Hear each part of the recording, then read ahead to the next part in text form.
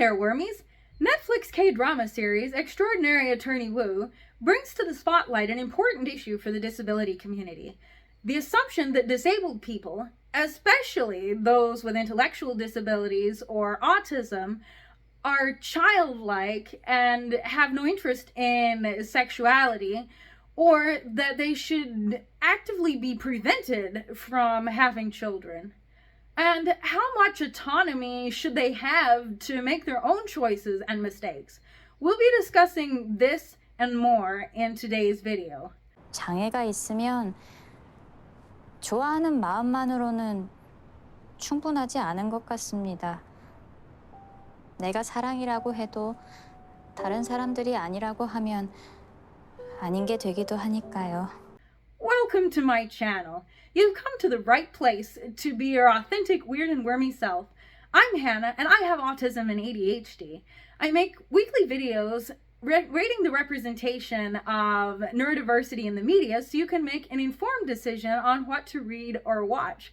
So hit that like and subscribe button to join the neurodiverse bookworm family and never miss out on a single recommendation. Today I'll be joined again by my best friend who's also on the spectrum, Lena from Norway. Hi Lena, welcome back. I believe this is the third time I've had the privilege of you joining me on my channel. It's so much more fun having a discussion than just me talking by myself. Yeah, I'm glad to be back, by the way. Today we're going to be talking about autism, disability, and the right to consent for relationships and disability and sexuality in general. Are you comfortable talking about this? Yeah, I am. All right, Absolutely. thank you. Yeah, I just want to make sure, and if at any point you don't feel comfortable with this discussion, just let me know. I'll let you know if it will be. Yeah, thank you. Yeah. I was wondering about your experiences with dating. What was it like for you? Did you ever run into any situations that were unsafe now? Yeah. There was a lot of situations. There were men approaching and I didn't feel safe. I didn't know how to kind of express my boundaries. And I was never really taken advantage of all their way. But it was like my body was stiffening up. I was like, what I'm going to do now? What am I expected to do? So there's been situations where men have been like taking my hand, kissing it all over. I had no idea how to react. My body was freezing and I was like, what happened? What happened? Why did this happen? And I regret it now because me at 39 would say, how dare you to do that? And I would kind of say, what you do is like totally illegal. I could report you for this. But me at 16, 15, 16, that was something very different and difficult. And I understand later that if the situation would have been different, I could have been taken advantage of all the way. Yeah, it's hard for us to know where to draw the line between what's appropriate and not, and we tend to give people the benefit of the doubt because we wouldn't do anything wrong or bad to somebody else, and we've learned to mistrust our instincts, and we already know that we're likely to be wrong about something, so easier just let somebody else do it and suffer through if we're uncomfortable and not stand up for our boundaries. At least that's been my experience. Let the other person make the choice because, well, they're obviously more qualified than I am to say what's appropriate and isn't. I think in many situations we are more vulnerable than other girls because we find it more difficult to find out where the boundaries are. I don't say always, I can only talk for myself, but understanding body language, the intention, what is happening, it's more easy for us to being taken advantage of because in certain situations we are more vulnerable. For sure. And have you ever felt pressured to date, or maybe felt like you confused, now looking back on it, someone's kindness to you for flirting or being interested in you in that way? That's a good question. Not that I could think of, but I had one situation that was really awkward because there was one man, and I thought that was before I met my boyfriend that I've been living together for like 17 years now. It was before that. And I'd never been to a date or anything. And I met that man in the church who was awesome. I thought he was so handsome, and I was approaching him, and I was thinking, that's the man I want to be with. And I was just talking and trying to convince him that, oh, you get to know me. And then he said, I could kind of I kind of had a feeling that he was not that interested. I was like, I am going to get him interested. And then he said, just wait a second. And I'm like, what's happening? You have to meet my wife and my children. And I was like, no, this ain't happening. Yeah. But that's really the only situation I had that was really awkward, because then I understand, okay, hands off. I'm not going to approach a married man. Yeah, absolutely not, for sure. I know I've when I was a teenager especially confused, people being kind to me as being interested in me. I never really, acted on it because I was like, "Ew, is this appropriate? Is it not? I'm not sure what to do." And so I tended to, withdraw from any crushes, just go away so that I avoid anything. But that Mm, also is tricky because then you never get to know anybody. Um, but it- I remember putting a lot of pressure on myself to get into mm, a relationship. I didn't feel it so much from other people, but I put it on myself. So yeah, I got into a relationship for a while. The guy didn't respect my boundaries, was always trying to push me to go farther sexually uh, in other ways than I was willing to go.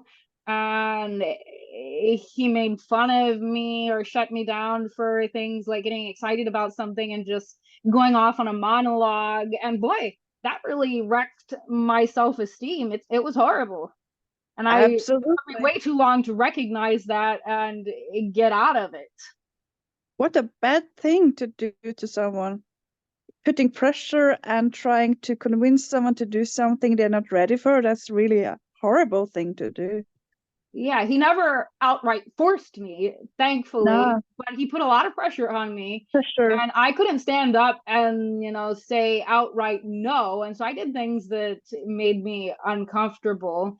It's just because, sometimes it's hard for me to trust my instincts because I already know that I'm wrong so much of the time, and other people are a better judge of, well, is this appropriate or isn't it? I kind of go to one extreme, and so, it might be appropriate. Let's see, but I'm still uncomfortable.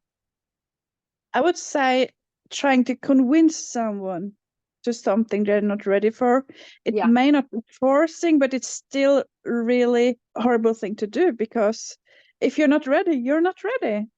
I mean, Yes. it's like manipulating, I would say.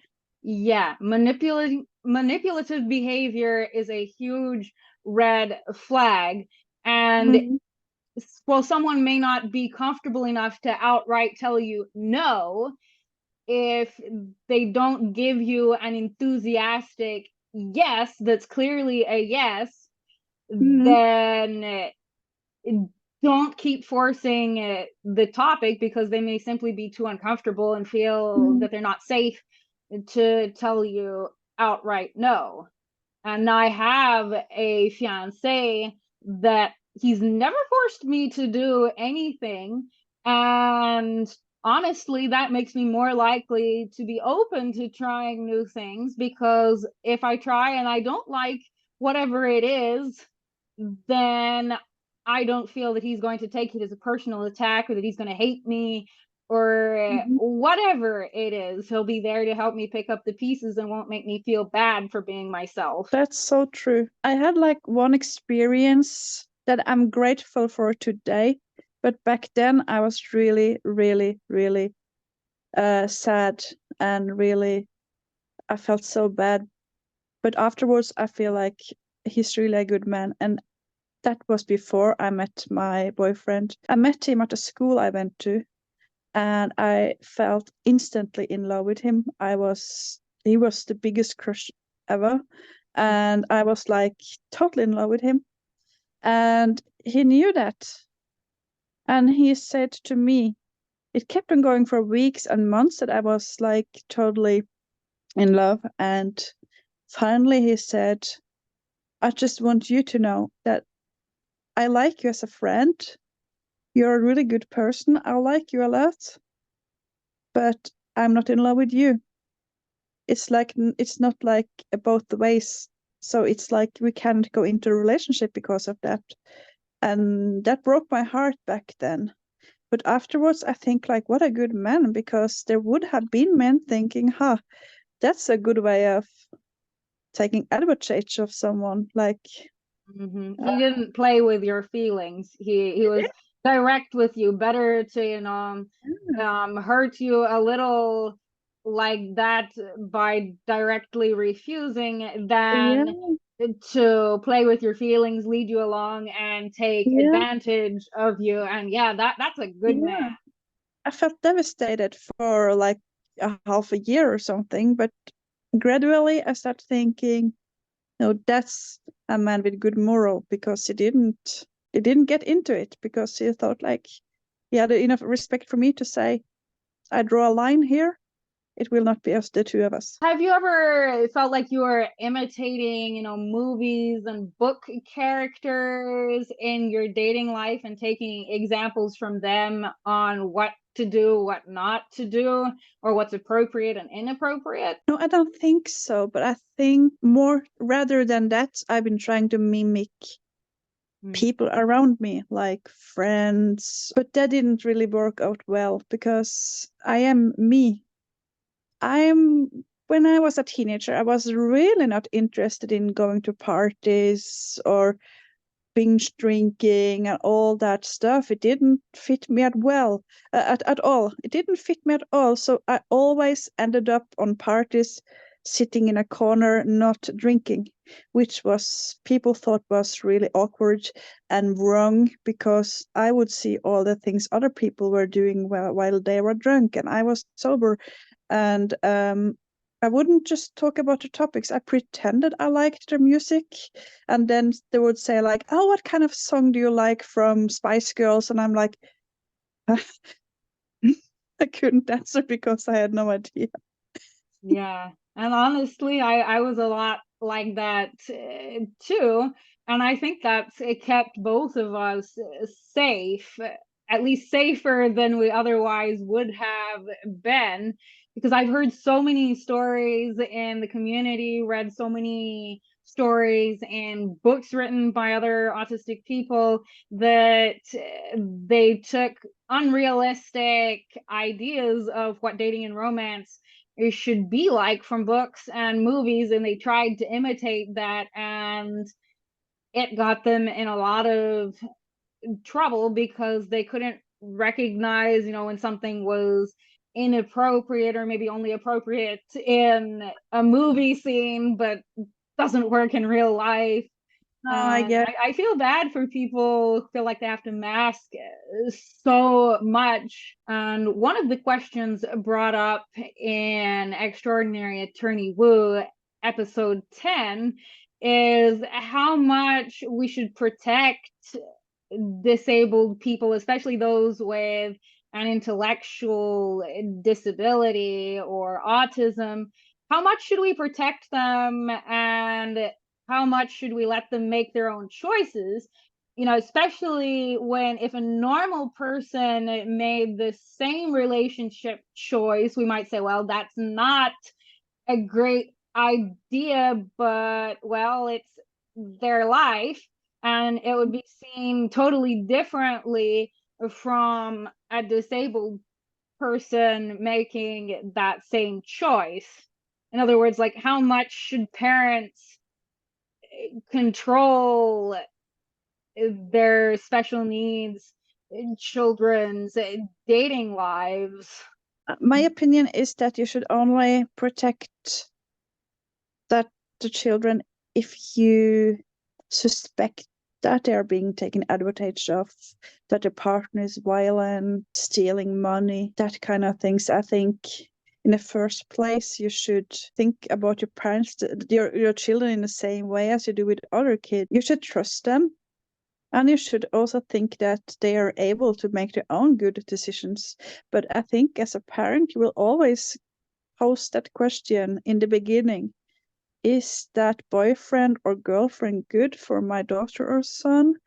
Who is that person? So I think it's like totally okay to have a few questions. Who is he? Absolutely. Yeah. But you shouldn't overprotect, because overprotecting is really not protecting, it's creating a distance. Yes, I can agree with that. And there's many parents who are overprotective, and I think it's normal. You see this person is more vulnerable than a typical child, and so you naturally want to protect them, but still you shouldn't control every aspect of their life, and you have to give them room to make their own decisions, make their own choices, and suffer the consequences. You can guide, you can give advice, but ultimately you have to be willing to relinquish control. And I also think it depends on previous experiences. Like, if your daughter has a history of choosing men that really is behaving bad, and that have been violent, or if you are like having this image of men always wanting the best for you, if you're kind of naive and think that the world is like a bouquet of roses, then maybe you should have like that conversation and say that the world isn't like that, and try to have a protective eye. Yeah, you have to set up your child for success, or at least, to keep them safe. But ultimately you cannot control them, especially as they grow older. And some may have no capacity for consent, but it's a hard question to answer. How much freedom do you give them while still keeping them safe? And ultimately you can't protect them from every danger. I also think it's easy to think that there's only girls who can be taken advantage of, but I also think it's important to remember that girls can also be abusive. So it's easy to have like this old style thoughts that men are like taking advantage of women. But yeah, thank you for bringing that up. The more it is a taboo to think that as a man you can also be manipulated by a woman.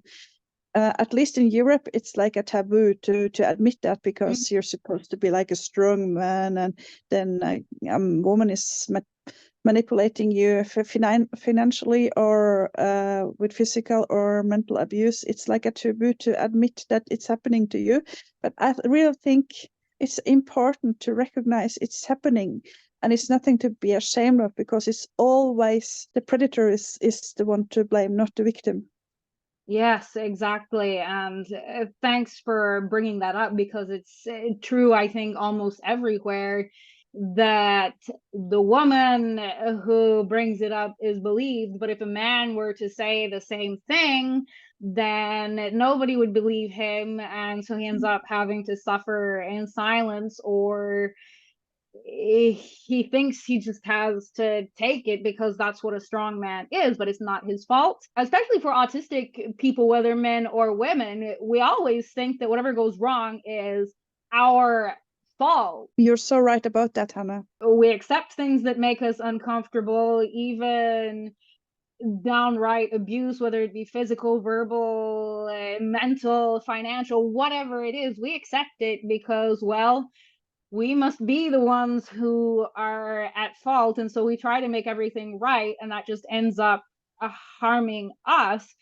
And as I read somewhere, you can't put right what you didn't make wrong in the first place. And I think it's because we've been told so many times that what we do is wrong, the way we say things, the way we do things, you shouldn't do it that way, shouldn't do it that way.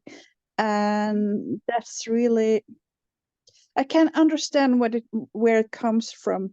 It's like the intention might be good. It's because parents and teachers, they want to teach us the correct way of fitting into the society, but the result could be really a hurt in self-esteem, because it makes that experience all over again, that what we do is wrong, what we say is wrong. Of course, it's a good thing to be corrected, but if you do that all the time in things that really doesn't matter. Yeah, we get overly corrected, and that teaches us not to trust our instincts. And of course, we don't want to be a problem and annoy people. That's awful. And so we end up accepting whatever it is. And I think that overcorrection can actually make us more vulnerable, as I said earlier, to, well, just accept things that make us uncomfortable, because we no longer trust ourselves to judge what's appropriate and inappropriate. So better leave that up to someone else to judge for us. The funny thing is okay, well, we might be, trusted to consent and make our own decisions for other things, but when it comes to the topic of dating and relationships and sexuality, people have this concept that disabled people, especially autistics and other intellectual disabilities, don't have the capacity for that, or they're pure and innocent. And the show mentions that. 경찰 조사 과정에서 작성된 피해자의 진술서입니다. 증인도 보셨죠? 정신과 의사로서 이 진술서에 대해서 어떻게 판단하십니까? 전체적으로 신빙성이 있다고 판단합니다. 성폭행이 벌어진 당시 상황에 대해서 구체적으로 묘사를 하고 있고, 피해자의 생각이나 감정에 대해서도 일관되게 표현하고 있어요. 피해자의 생각이나 감정이요. 이를테면 어떤 것들이죠? 성행위가 시작되자 기분이 나빠졌다, 무서웠다, 엄마한테 혼날 것 같아서 싫었다, 이렇게 분명하게 표현하고 있습니다. 그렇다면 피해자는 왜 피고인의 행동에 저항하지 못한 것일까요? 그 이유는 굳이 제가 추측하지 않아도 이 진술서에 잘 나와 있습니다. 싫다고 했더니 삐졌다, 울먹였다, 찐 사랑이 아니라고 했다. 지적 장애인들은 애정을 위장하거나 친분관계를 이용한 가해 행위에 특히나 취약합니다. 피해자 역시 원치 않은 성관계를 거부할 경우 이 관계를 잃게 될까 봐 두려워했던 것으로 보여요. 제대로 거절하는 방법 자체를 몰랐을 가능성도 높고요. 네, 이상입니다. 변호인 반대 신문하세요.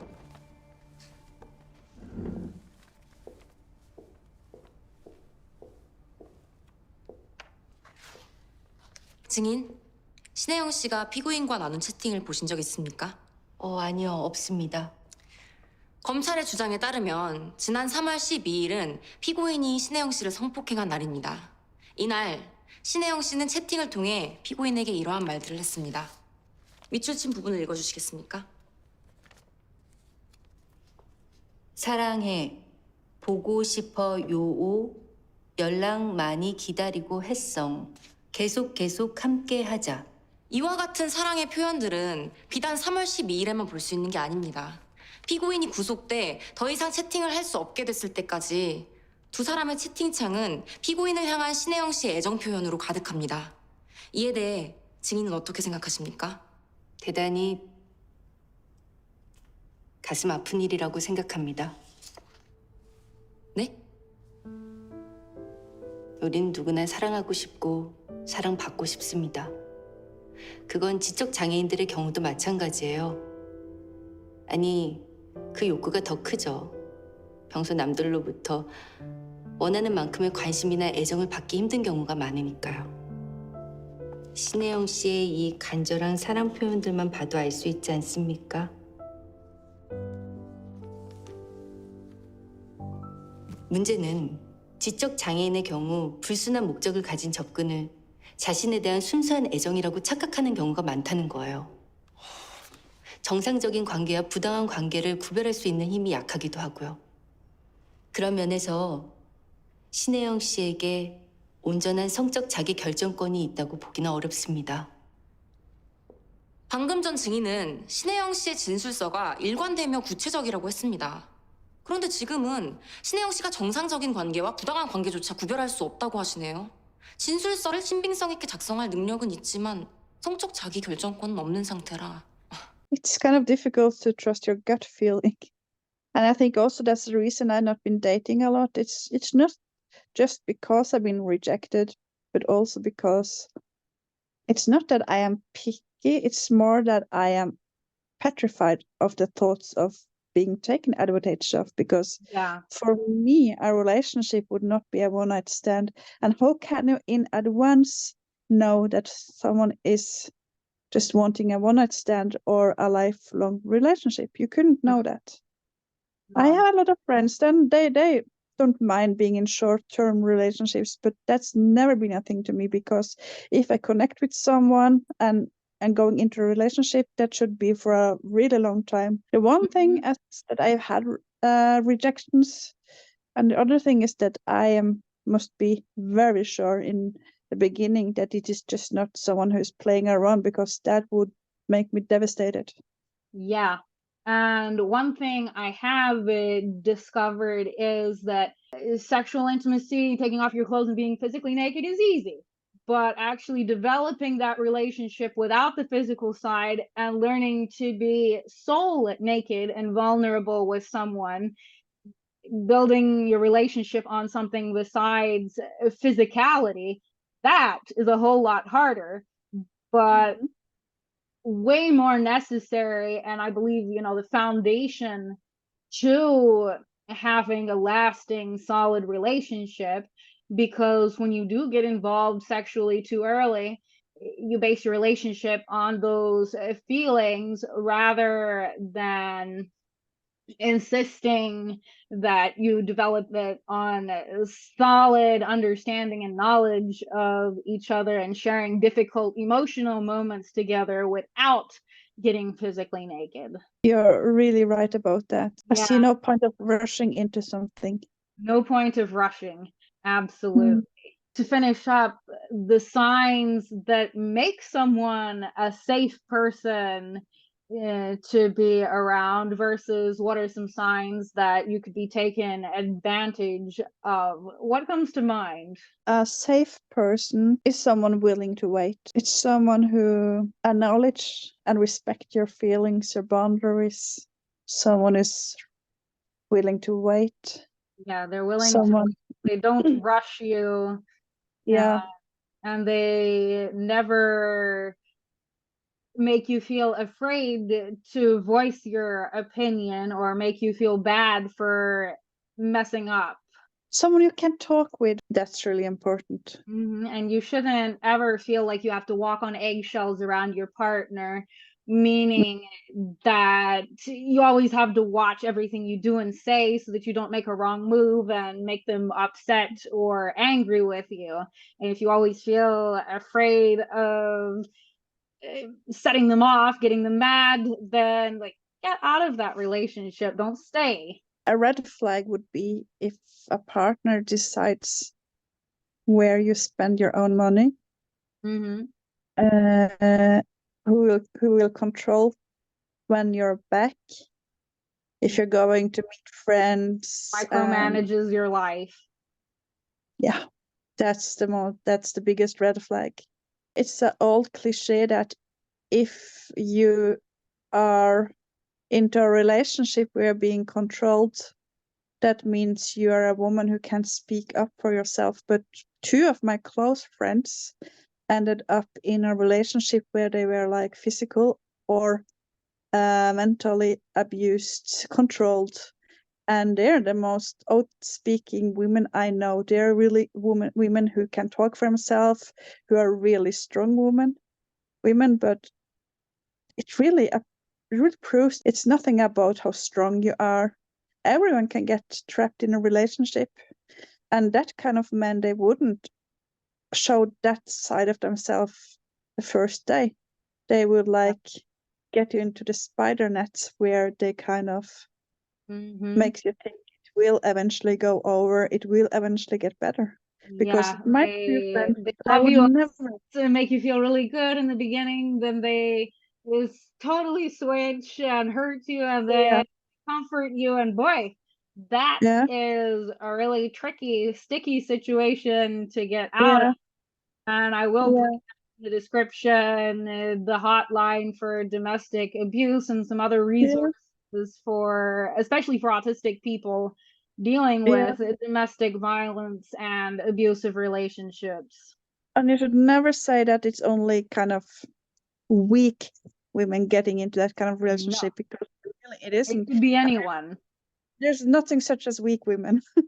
No, it could be anyone. And I think we have just enough time to quickly discuss this question of, should disabled people be allowed to have children, especially if they have a high possibility of genetically passing on their condition? That's also a very good question. You have so many good questions. And it would be totally wrong to refuse disabled people to have children, because you can't legally do that, and you can't ethically do that either, because they tried that in the past, and it's a part of the history that we're not proud of. So you couldn't Yeah. refuse them, but having children when you have your diagnosis and all that stuff, it makes it more hard, because Mm-hmm. I know for myself I wouldn't be able to bring up a child with all of my executive disorders. Like, to me, it takes all what I got to be in a relationship, being in a job, and I think I can speak for many when I say that it's really taken a toll the everyday life. You risk having children with the same obstacles as you have yourself. Yeah, that's the I don't. same thing I say too. I have personally taken the decision to get a surgery to prevent myself from ever having children, because I could never live with myself if I brought someone into the world to suffer equally or greater than I have. Like, my life is valuable, your life is valuable. The life of people who are disabled is, of course, very valuable, and we should be treated well as people. But I will never take someone else's choice away. No. That is bordering on eugenics, and it's wrong. But I still think that, especially if you're disabled, you should think 10 times harder than anyone else about having a kid. That is so spot on. That's totally spot on, because you cannot refuse anyone. But I kind of think, oh yeah, that can be a hard task to do. A lifelong commitment.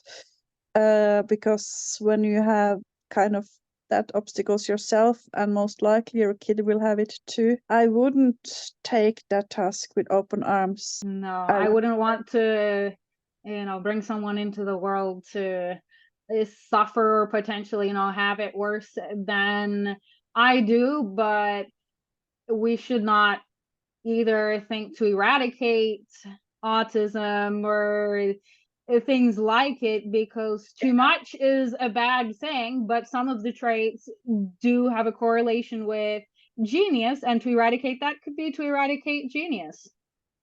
I hear there's one thing I hear a lot, because when I speak with like co-workers or people I kind of know, and they ask me, don't you want children? And sometimes I say, sometimes I'm open about that I'm on the spectrum, other times I'm not. And if I say I'm on the spectrum, they would totally say, 90% of the times they would say, but that's a perfect good reason to get a child, because then because I say it's genetic, and then they will say, oh, but that's a good reason to get a child, because if you get a child with Asperger, you would understand that kids need better than anyone. But they don't think about the fact that I, with anxiety and all kind of executive problems, would have to raise a child with anxiety and executive problems, which will be doubled up with obstacles, problems, and stress. Yeah, Yeah, that would be tough.